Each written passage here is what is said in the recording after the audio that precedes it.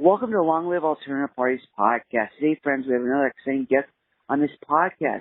This guest is going to talk to us about an issue we haven't talked about directly before. This is an issue, it's a reform that I believe has a lot of promise. It's something to consider. We can think about it, and this organization is working towards making it happen. We have an individual named Zane. He's with an organization he's going to tell us more about. So welcome to the podcast, Zane. Hi, thanks for having me.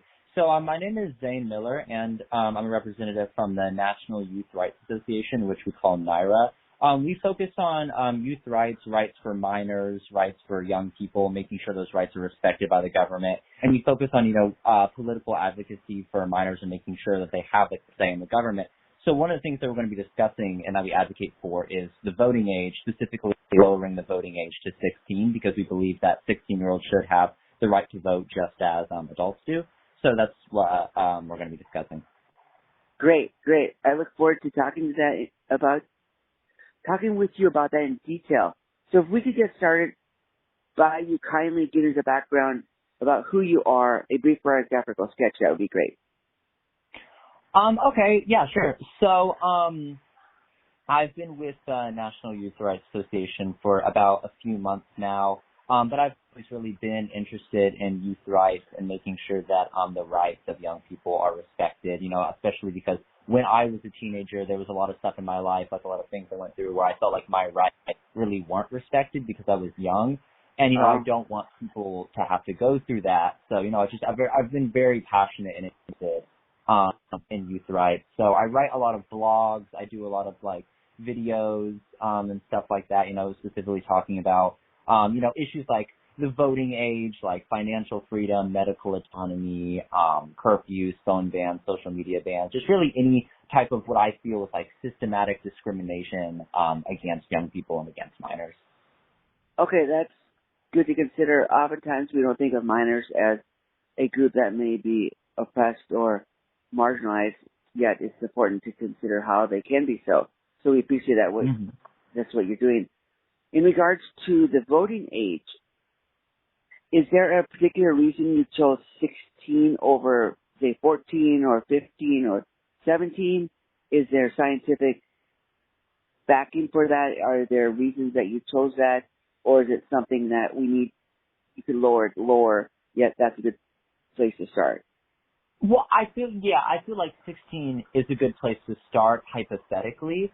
I feel like there is a movement already to lower the voting age, and usually the number, the common number that people kind of focus on is 16. And I wouldn't feel like it would be bad to lower it any lower than that, to lower it. But I feel like 16 is kind of a good place to start, and I feel like that's definitely a good time when high school should be also be teaching a lot about government, economics, political advocacy, civil, just those types of things. And I feel like 16, junior year, senior year, that would be a good age to start getting young people more involved in politics. And I feel like if you're trying to appeal to the government of being hey, we should lower the voting age, 16 is probably the lowest that we'd start with. Great. So do you think some people say if we had youth voting, it would change the way the government is run and who's running the government? Do you think that would be true? I don't necessarily feel like it would change the way the government's being run, but I definitely feel like it will give people more of a voice, because voting, we live in a democracy. Voting is extremely important because it lets people with voice and concern be, heard, and then they vote for, the people that they feel like can best represent them. But young people are underrepresented in politics because of the fact that they lack that fundamental civil right to be able to vote. So then when politicians go out there and they do, and empowers them to be able to make decisions that specifically take away civil rights and autonomy from young people, because young people don't have the ability to be represented within politics. For an example of that, there's certain states, I'm going to use Idaho as an example because I'm knowledgeable about that law. They made it a law to where young people couldn't have basic medical autonomy at all without a parent's consent. We received one story about a girl who tried to go to an urgent care after having a medical issue, not an emergency, but something she just needed kind of fixed.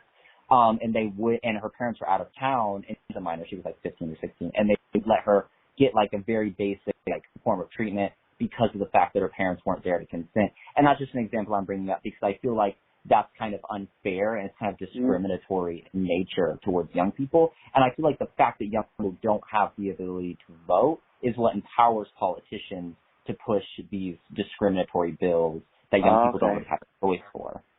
Okay, so it overlaps and it links to other issues that pertain to youth empowerment. Yes, for sure. Great. So, in regards to the voting age, what do you think the age should be for running for office, or don't you have a position on that?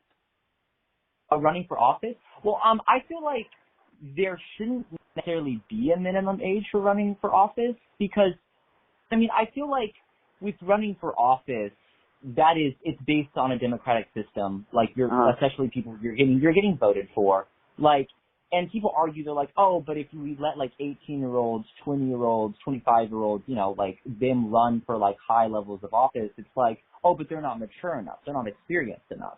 But realistically, everyone's different. Some 20-year-olds may not be that mature to have that office, but some may be. So if there's a candidate that happens to be really young and, the public doesn't feel like they're mature, then obviously the public just wouldn't vote for that candidate. Like, that's the way that the democracy works. If a candidate is bad, they don't get voted for. And then if they can appeal to the public and show the public that they're trustworthy, they will get voted for in most circumstances.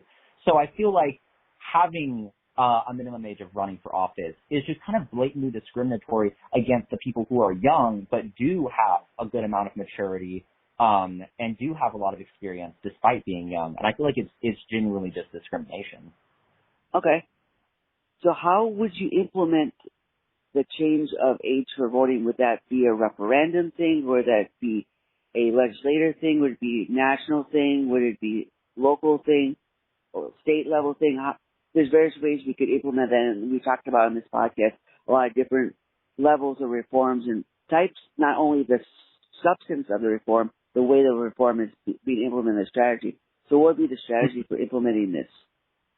Well, definitely, the goal would ultimately be to, have it hardlined into the Constitution of an amendment of this is the voting age. But obviously that's way down the line.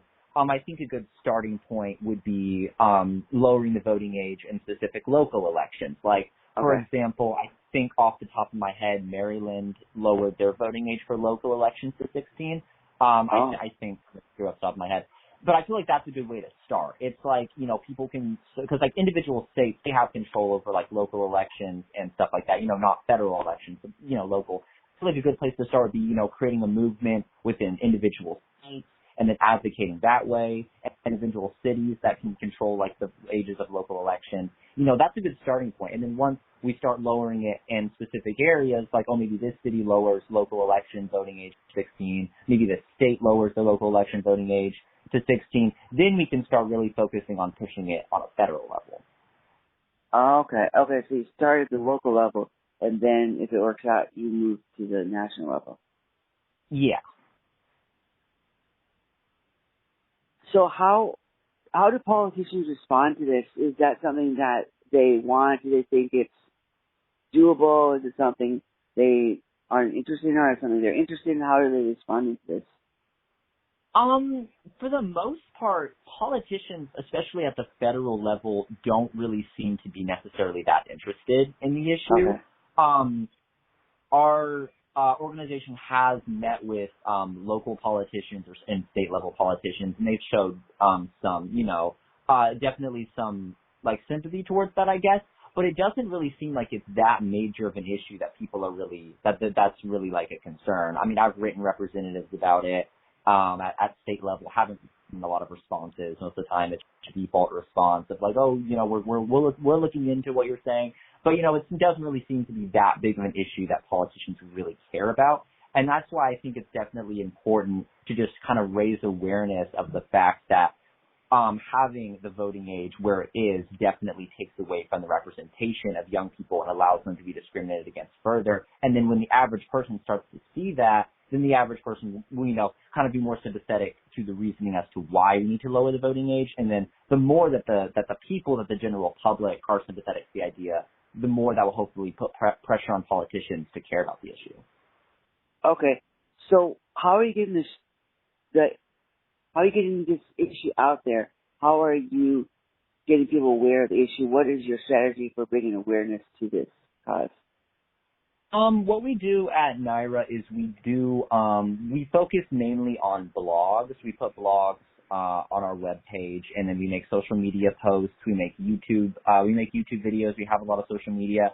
We used to do a lot more active campaigning where we spoke with politicians. We spoke with local senators and stuff like that. We haven't done as much of that recently, but right now we're just focusing on raising awareness for specific youth rights issues, just trying to get it out for people, for the general public to see, boosting the concept of youth rights as something that people care about. And hopefully the more people see it, the more people will realize the reasoning as to why they should care about it. And then the more people that care about it, the more it becomes a hot topic of an issue.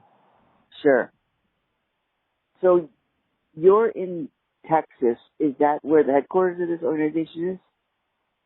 Headquarters is in Maryland. It's not in Texas. In Maryland. Okay.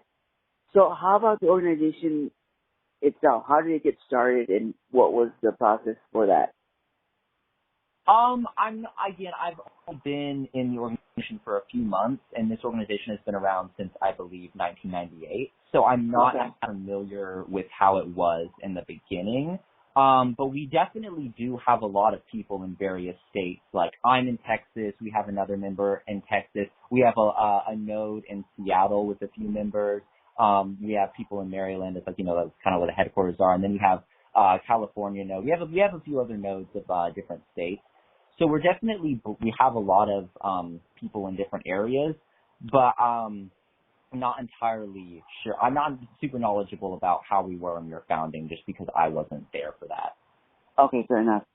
So is the organization mostly run by volunteers, or do you have paid staff? Mostly we're a volunteer organization, nonprofit volunteer. We do get a lot of volunteers. We offered internships at some point, but we haven't really been doing that as much lately. We mostly just run on volunteer work. I'm a volunteer. I've never been paid for any of the stuff that I do. I do it just because I'm very passionate about the issue, and that's what I care about. Okay, great. So if I may ask, what's your profession when you're not doing this? I'm a legal content writer. I write blogs and web pages for players, and then I also edit videos for them as well. So that's my profession. Okay, well that's great. That's very, very similar to what you're doing here. So that's you got skills you can use from your day job that you can use for this. Yeah. Okay. So how long do you think it would take to implement this? What's the timeline do you think it would take? For the voting age, well, realistically, we don't really have a timeline for sure. It kind of just depends on how much. It kind of just depends on the popularity of the issue, because the more we advocate, the more we get the word out there, the more people are going to care about it, and then that will actually, and obviously, the more people are going to care about it, the more politicians are going to care about it, and the more we'll be able to get some actual change happening. But it is very difficult to get a whole campaign and focusing on specific issues. We are partnered with other organizations that, local Vote 16 nodes that try to get the voting age lowered in specific local elections that do petitions and stuff like that. And we try to boost their awareness, get stuff out for them, just to help anywhere we can. So we're kind of just focusing just little voting age for local elections and stuff like that for now. But in terms of getting this out on a broader scale, that's something that wouldn't necessarily be feasible until we're a lot bigger of an organization and we've increased our reach a lot more. Okay. So you said you're using social media as a way to spread the message and to get more recruits to your cause, right? Yeah. Yeah, definitely. Okay, great. So do you think this is an issue that transcends, it's obviously a youth-based issue, if you think it transcends different classes and other demographic groups? I mean, I would believe so, because the thing is, it doesn't matter what demographic group you're in, or race, ethnicity, gender, stuff like that. I mean, everyone was young once. Everyone was a teenager once.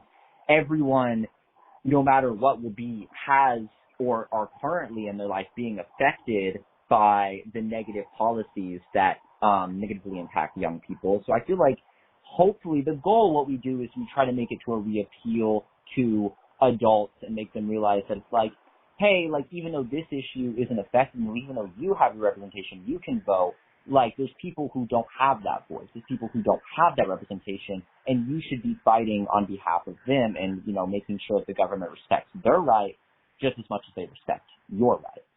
So I feel like it does transcend other demographics just because everyone was young once and everyone will be young. Makes sense. One trope that people have of youth in politics is that youthful people and young people are very idealistic and very radical. Do you think that's true? I mean, yes, but that could apply to anyone. I mean, I've definitely known a lot of young people who have radical ideas in politics, but I've also known a lot of, like, adults who also have radical ideas in politics as well. So I don't necessarily think that you can just say that, like, radical issues in politics is, you know, more of a youth-centered thing when that can affect everyone just as much. But I understand the reasoning as to why they feel like that, but there's definitely a lot of young people that, like, aren't just going out there and advocating on behalf of ideals. They're doing it on behalf of, they have legitimate reasoning, they know what they're talking about, and then they're not just, like, radical, just trying to do things for the fun of it, you know? Okay, so there's a lot of youth that are very pragmatic and practical too. Yeah, of course. I mean, you can say that about any group. Like, there's a lot of adults who are radical. There's a lot of adults who are pragmatic. There's a lot of young people who are radical, young people who are pragmatic. Like, it really just depends on, like, the individual context of a person rather than trying to generalize attributes by a group.